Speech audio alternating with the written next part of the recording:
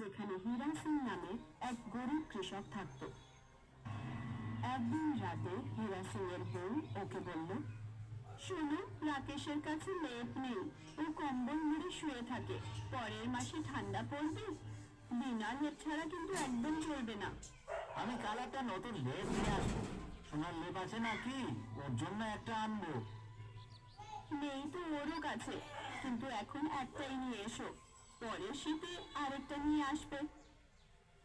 হীরা পরের দিন লেপ আনতে মুন্না লালু দোকানে গেল। যদি নতুন লেপ না আও তাহলে 1000 টাকা কম হবে না। আমার কাছে একটা খুব ভালো পুরনো লেপ আছে। বলতে পুরনো, কিন্তু দেখতে একেবারে নতুনের মতোই। আর আমি তোমাকে এই লেপটা মাত্র 200 টাকায় দিয়ে দেবো। এত সস্তায় এত ভালো লেপ পুরো গ্রামে আর কোথাও পাবে না। হীরা খুব খুশি হয়ে পুরনো লেপ কিনে বাড়ি ফিরে এলো। মুন্নালাল খুব ভালো মানুষ, এত ভালো লেপটা ও মাত্র 200 টাকায় দিয়ে দিল। সেই রাতে হীরার ছেলে রাকেশ নতুন লেপ গায়ে দিয়ে শুলো। মাঝরাতে রাকেশের টয়লেট হয়ে গেল। রাকেশ দেখলো ওর বিছানায় একটা পেতনি শুয়ে আছে।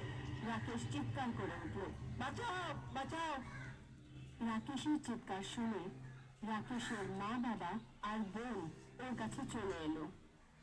কি হলো রাকেশ? বাবা, আমার বিছানায় একটা পেতনি শুয়ে আছে। হীরা বিছানা থেকে লেপটা সরায়। এখানে তো কোনো পেতনি নেই। নিশ্চয়ই তুমি অন্ধকারে খারাপ চিন্তা করে ভয় পেয়েছো। বাবা, কালকে রাহুলের মোবাইলে ভয়ের ফিল্ম দেখছিল, অন্ধকারে ও হয়তো সেটাই ভাবছিল। ভীতু কোথাকার। রাকেশেরও মনে হলো হয়তো মনের ভুল হয়েছে। ও লেপ গায়ে দিয়ে আবার শুয়ে পড়ল। পরের দিন রাতে শোয়ার সময় রাকেশ টেবিল ল্যাম্প জ্বালিয়ে রাখলো আর বিছানার ঠিক মাঝখানে শুলো। রাতে যখন ও টয়লেট